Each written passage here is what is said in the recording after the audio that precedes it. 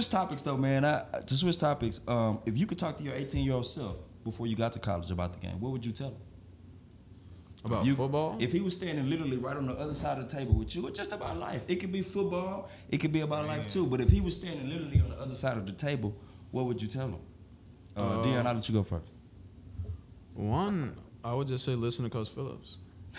I would just say Coach Phillips wants the best for you, bro, and stop taking everything he says so personal, or stop taking his coaching to heart. That's what I would tell myself. And outside the field, I would just say I would have started my business way earlier. I would have, instead of been more proactive. Yeah, instead of putting Wolof off for 4 years, I would have argued against the compliance or the NCAA rules. I would have argued against it, which I won that case. I would have made a case my freshman year instead of my senior year. Yeah, waiting too late. Yeah, I waited too late. So instead of taking a 4-year break with Wolof, I would have just kept it going. You know what I'm saying? Okay.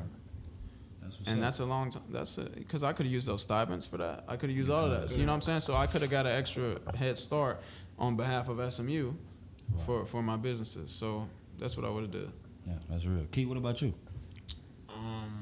18-year-old self Keenan. I would just told him stay more true to who I was. I felt like when I got to college was around the same time. I was a late bloomer in sports. So I got fast out of nowhere my senior year.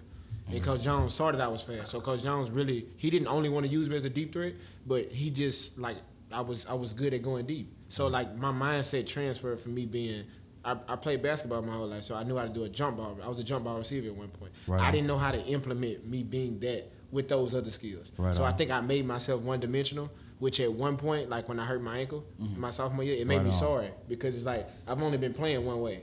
You don't know how to play the other way. So I took myself out of being versatile. I didn't work on all aspects of my game. So I would just say stay more true to that. And off the field, any life. Just do more, network more. I think I went to a good college that I was so focused on sports. You could have got a lot more out of it. I could have. And it was crazy because at the time when I was in college, I had a girlfriend telling me that every day. Right. Kenny, you should do this. Come with me this. And I'm like, bro, I don't want to do that. I'm thinking about football. I'm thinking like, I'm trying to yeah, that's it. Yeah. But it's like I'm thinking back now, I wasn't doing nothing but going home and playing 2K. You know what I'm saying? Like, if you can, I would say all college players, stop playing the game so much and do other stuff because some of y'all are good and still not going to make it, and you're going to be in a bad position where you have to do stuff that you could have been doing already. When I say networking, meeting people, I like that, bro. Just getting those connections because a lot of times you have peers that you go to school with that are going to be people, going to be somebody in the field that you may want to be in. Like, so don't be afraid to get to know those people. I'm not saying be friendly, quote unquote, but just be more open to just meeting new people and understanding that sharing those life experiences with them.